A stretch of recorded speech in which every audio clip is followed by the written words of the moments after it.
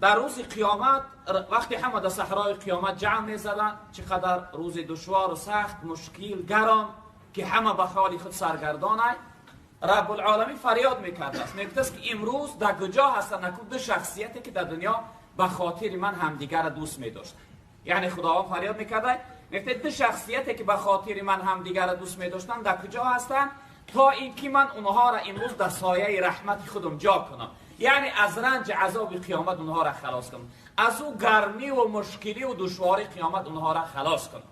که امروز رب العالمین میگفت امروز غیر از سایه رحمت من دیگر یگان سایه اینه. یعنی هر شخصیتی که الله به حالش رحم نکرد، یگان کس دیگر برای او دستگیر شیده نمیتونه، یگان کس دیگر او را نمیتونه که عذاب الهی و از قهر غضب خدا خلاص کنه.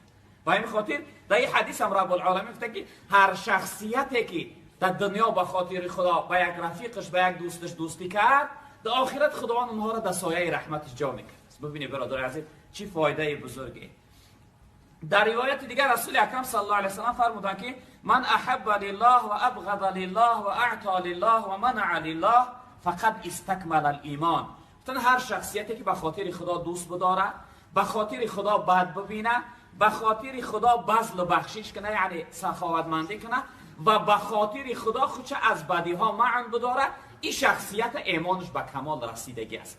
یعنی مؤمن کامل، مؤمن حقیقی، همون نوع مؤمنی که خداوند او را میخواه و دوست میداره. در کدام صورت دوستیش به خاطر خدا باشه، به خاطر چیز نباشه. بدبینی به خاطر خدا چی رنگه برادر عزیز؟ یک انسان در یک راهی بده، همون راهی بده، همون کاری بده باید بد ببینی. انسانیت حق نداره که شخصیت بد ببینه.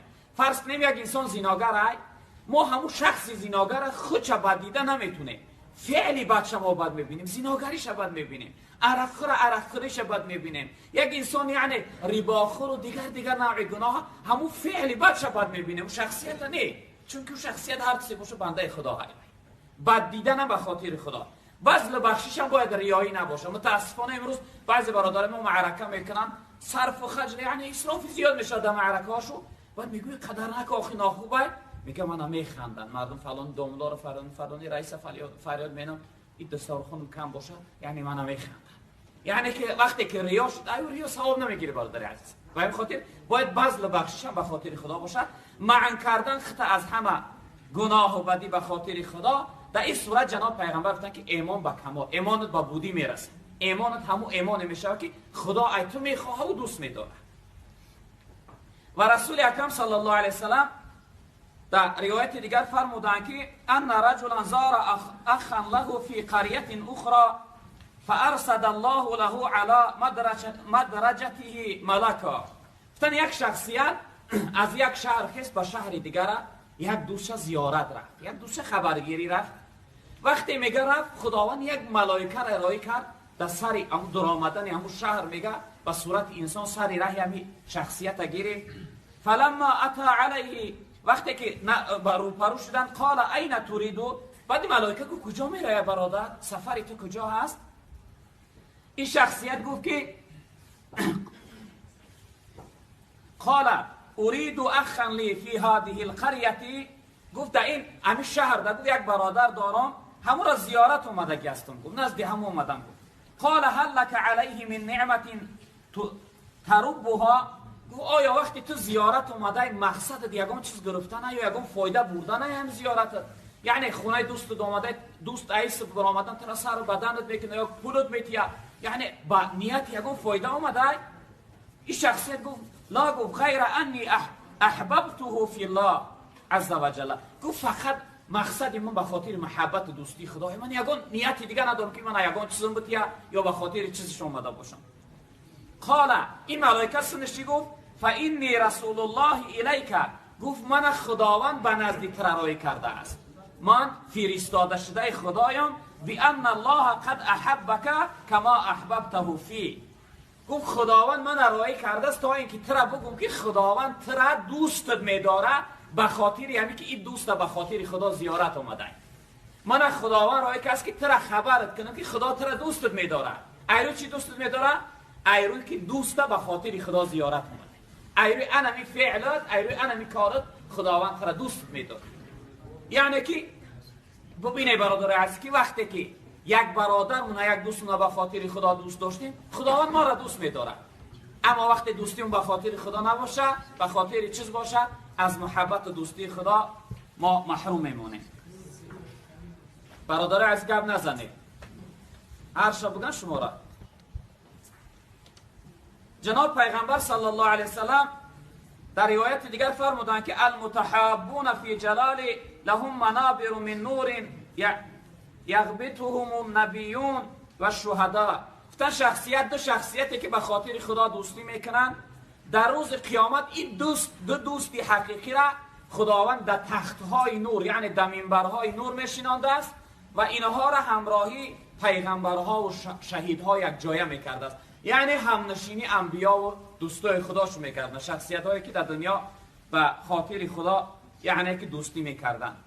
و رسول اکرم صلی الله علیه وسلم فرمودن که المرء علی دین خلیله فینظر احدکم من یخالل.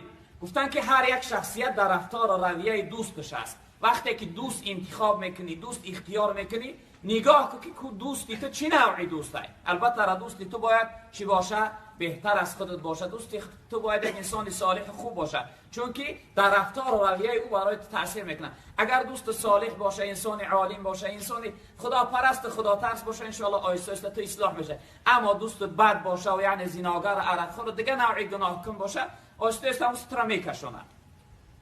و رب العالمین در حدیث قدسی فرمودند که وجبت محبتی للمتحابین فیه والمتزاورین فیه والمتبازلین فیه والمتجالسین بیا. خداوند گفته است که دوستداری خود ضرور میدانم، واجب میدانم برای دو شخصیتی که به خاطر من همدیگر را دوست بدارن، به خاطر من همدیگر را زیارت کنن، به خاطر من بذل و بخشش یک بخشش داشته باشن، صدقه داشته باشن و به خاطر من همنشینی داشته باشن. این دو شخصیت رب العالمین گفتن که دوست می‌دارم.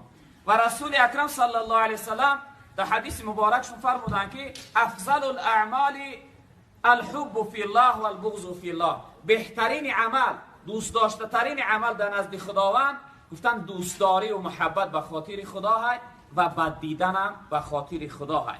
یعنی که شخصیت باید که محبت و دوستیش به خاطر خدا باشه. رسول اکرم صلی الله علیه وسلم در یک حدیث دیگر بسیار تاکید سخت کردن، گفتن والذی نفسی بیدی، گفتن قسم به همون خدایی که اختیار جان من در اختیار او هست، یعنی جان من در ید قدرت او هست. لا تدخلوا الجنه حتی تؤمنوا.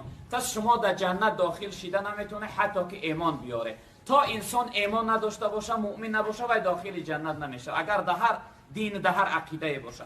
ولا تؤمنوا حتی تحابوا. جناب پیغمبر گفتن شما مؤمن شیده نمیتونه حتی که همدیگر شما دوست نداره. یعنی تو در بین تو محبت و دوستی نباشه، جناب پیغمبر صلی الله علیه و سلم گفتن که شما مؤمن شیده نمیتونه. اولا ادلکم علی شیء اذا فعلتموه تحاببتم. جناب پیغمبر گفتن آیا من شما را دلالت نکنم، راهنمایی نکنم به یک چیزی که وقتی همین چیزا بجا بیاره شما دوست میشه، بین همدیگر تو محبت پیدا میشه؟ علی اصحاب گفتن بلا یا رسول الله. گفتن آره ما را راهنمایی که. جناب پیغمبر گفتن که افشوا السلام بینکم. گفتن سلام در بین تو آشکار کنه، افشا کنه. سلام سبب پیدایش محبت میشه. وقتی سلام در بین تو، وقتی هم دیگر دی السلام علیکم گفته، یعنی که در بین شما محبت و دوستی پیدا میشه. اگه ببینه برادر عزیز که در این حدیث هم جناب پیغمبر گفت که مؤمن کامل نمیشه انسان تا اینکه همدیگر را دوست نداره. ما باید به خاطر خدا همدیگر را دوست بداریم. رسول اکرم صلی الله علیه وسلم در روایت دیگر فرمودند که اذا احب الرجل اخاه فلیخبره انه یحبه. وقتی گفتن شما یک دیگر و یک برادرتون دوست داشته، برای او برای خبرش کنه، او را بگه که یعنی که چیکار من تو را دوست می‌دارم، انی احبک فی الله، انی احبکم فی الله، یعنی که من تو را به خاطر خدا دوست می‌دارم. یک شخصیت روز در نزد جناب پیغمبر صلی الله علیه وسلم نشسته بود، میگه که از اصحاب به نزدش گذشت. این شخصیت گفت یا رسول الله، گفت من همین شخصیت دوست می‌دارم، من هم شخصیت دوست می‌دارم. بعد از اون رسول اکرم صلی الله علیه و سلم میدونه که دوست می‌داره، اون نمیدونه. جناب پیغمبر صلی الله علیه و سلم میگه براش امر کرد، گفت برو بگوش که من تو را به خاطر خدا دوست می‌دارم. این شخصیت رفت گفت که انی احبک فی الله، گفت من به خاطر خدا تو را دوست می‌دارم. اون شخصیت میگه جوابش گفت احبک الذی احببتنی له، گفت خداوند تو را دوست بداره به خاطر اینکه تو منو به خاطر او دوست می‌داری. یعنی که وقتی به خاطر خدا هم دیگر دوست بداریم، خداوند ما را دوست می‌داره. یعنی محبت و دوستی ما، رفیقی ما به خاطر خدا باید باشه. حتی رسول اکرم صلی الله علیه وسلم اهل اصحاب تعلیم دوستی تعلیم میدادن. روز میگه از مسجد بیرون میشید، حضرت معاذ ابن جبل رضی الله تعالی عنه را میگه از دستش گرفتیم تا در آغوشش گرفت. چنانکه رفیق با رفیق هم آغوش میکنن، این چنین جناب پیغمبر میگه در آغوشش گرفته، گو یا معاذ والله انی احبک والله انی احبک. میگه در آغوشش گرفت، ای معاذ، گو قسم به نام الله که من تو را دوست میدارم. خوشا به حال معاذ میگن که اهل اصحاب که جناب پیغمبر رو در آغوشش گرفت، گو ای معاذ من تو را دوست میدارم. من دو بار میگه گفتش که من تو را دوست میدارم. وقتی حضرت معاذ میگه این سخن ای جناب پیغمبر شنید، اون میگه که معاذ میگه که یک ای افتخارات من انمی سخن پیغمبر که جناب پیغمبر من در آغوشش گرفت. من از خدا امید دارم که ای آغوش جناب پیغمبر هرگز نه در دنیا نه در آخرت جدا نمیشه. من از جناب پیغمبر در آغوشش گرفته و ای معاذ من تو را دوست میدارم. حضرت معاذ چی جواب گفتن؟ فقال لا. حضرت معاذ گفتن که بی ابی انت و امی یا رسول الله. گفتن یا رسول الله، گفتن جا پدر و مادرم فدای تو باد، جان شیرینم فدای تو باد، تا والله منم تو را دوست میدارم یا رسول الله. جناب پیغمبر گفتن که ای معاذ من تو را یک نصیحت میکنم. نصیحتی من همیه که از خفای هر یک نماز بگو که اللهم اعنی علی ذکرک و شکرک و حسن عبادتک. گفتم بگو ای معاذ که ای پروردگار من یاردم که برای ذکر گفتن و برای شکر کردن و برای بهتر عبادت کردن. یعنی رسول اکرم صلی الله علیه وسلم اهل اصحاب تعلیم میدادن برای محبت و دوستداری. ببین چقدر محبت و دوستداری زیاد بود. در روایت دیگر رسول اکرم صلی الله علیه وسلم فرمودند که لو ان رجلین تحابا فی الله احدهما بالمشرق والآخر بالمغرب لجمع الله تعالی یوم القیامة بینهما یقول هذا الذي احببت فیه. میگه اگر دو شخصیت به خاطر خدا هم دیگر را دوست بدارن، اگر یک تای اینها از مشرق باشه و یکش ای مغرب، فرض کنیم یکش تاجیکه یکش عرب یکش یعنی یک ملتی دیگر که خیلی شهرهاشون دورن، در روز قیامت خداوند این دو شخصیت رفیق جمع میکرده است. میگه چی رنگه که شما در دنیا یک جایه بوده، امروز من شما را یک جایه میکنم. این جمع بودن شما و جمع کردن من شما را به خاطر آن محبتی است که در دنیا داشتی. در آیت کریمه هم رب العالمین فرمودند که الاخلاء یومئذ بعضهم لبعض عدو الا المتقین. در روز قیامت خداوند بسیاری دوستا را به همدیگر دشمن میگردونه. دوستایی که امروز دوستی میکنن، رفیقی و جورگی میکنن، شبها بر میروند، زیناگری میروند، عرق خوری میروند، دیگه نوع گناه ها را میکنن. این نوع دوستا را خداوند در روز قیامت دشمن میگردونه است. یعنی از همدیگر جداشون میکرده است. میگه شما دوست نبوده، شما دشمن بوده.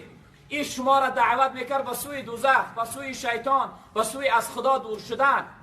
اما الا المتقین، او دوستایی که به خاطر خدا دوستی میکرده، اونا جدا نمیشوند.